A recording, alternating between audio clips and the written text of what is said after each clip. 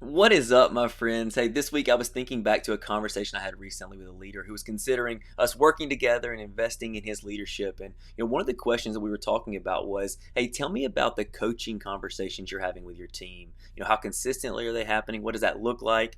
And he got that look on his face that I know very well. It's kind of like they're not really happening, or I don't know how to do that. As I drove away from that conversation, I was reminded that for nearly 10 years, I could not seem to figure out how to make coaching conversations part of my ongoing leadership style. It wasn't for a lack of trying. It seemed like every New Year's resolution was, I'm going to start coaching my team members consistently and effectively and become a bodybuilder. But somehow they both eluded me at every turn. Now, some people may look and say, "Hey, Lee, that's not your personality. That's fine. Some people are good at that and some aren't." The problem was I had seen the research, I had seen the data, I had seen the leadership books, and I knew this was one of the most important skills you could develop as a leader. I could send them to great conferences, I could invest in professional development, but the reality remains there's something special that happens when a leader is coaching and developing those, especially those who are their direct reports. Looking back on those times and those frustrations and difficulties, here's what I thought about were the 4 reasons that I struggled to create a coaching culture. Number one, I did not remain consistent. Whether it's being overly ambitious or idealistic, it would go from this idea of being infrequent to "I'm going to meet with you weekly." I simply did not give it time or treat it like a skill that had to be mastered, that you had to be learned as time went on. The only consistency in terms of my coaching was the stopping and starting that over time I know eroded my team's belief in coaching being a true value for me. Number two, I didn't know what to talk about. There was no structure for guiding the conversation. I didn't have a roadmap that kept me focused on the long-term development of the person I was meeting with, especially in terms of their areas of ownership and their responsibilities. Number three is somewhat connected to number two, but I did not have a clear way to focus on the important versus the urgent. So it felt like every conversation was geared toward the latest problem or the latest fire that needed to be put out, instead of the real challenge to the person's development that I was sitting with. Number four, I did not have great questions. My approach to question asking put all of the weight on me to think of these genius questions that were going to be insightful and thoughtful and were going to make a light bulb moment go off.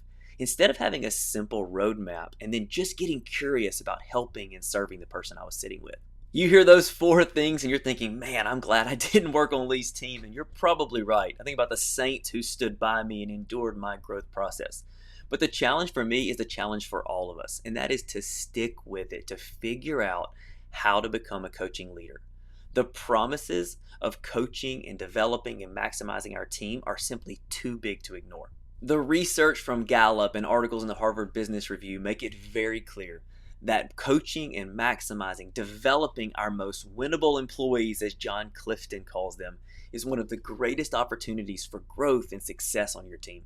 And here's the great promise: coaches aren't born, anyone can become one.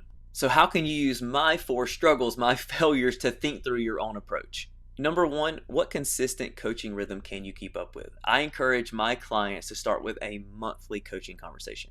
I know you might want to jump into a couple times a month or weekly, but by starting with a monthly rhythm, we give ourselves time to learn the skills, get better at it over time, and also to let our team see that we're going to stick with this by picking a level that we can keep up with this month, next month, and beyond. Number two, how will you get more clarity for directing the conversation?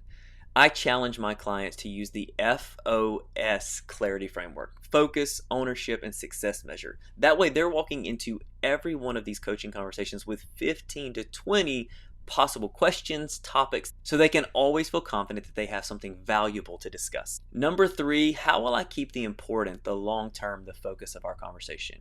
By using the FOS framework, I have everything I need, the guardrails I need to keep that conversation out of the fire of this week and toward the long-term ownership and success in their roles. Number four, how do I ask great questions? Simple answer: read this book, The Coaching Habit. 7 questions that should form the foundation to you becoming more coach-like.